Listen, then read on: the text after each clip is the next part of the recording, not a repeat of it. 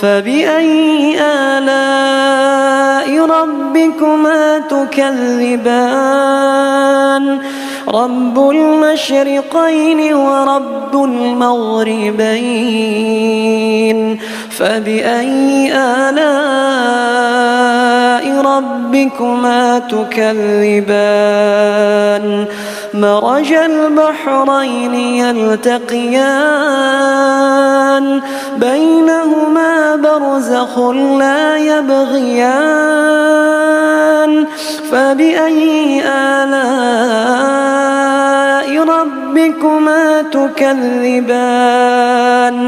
يخرج منهما اللؤلؤ والمرجان فبأي آلاء ربكما تكذبان وله الجوار المنشآت في البحر كالأعلام فبأي آلاء ربكما تكذبان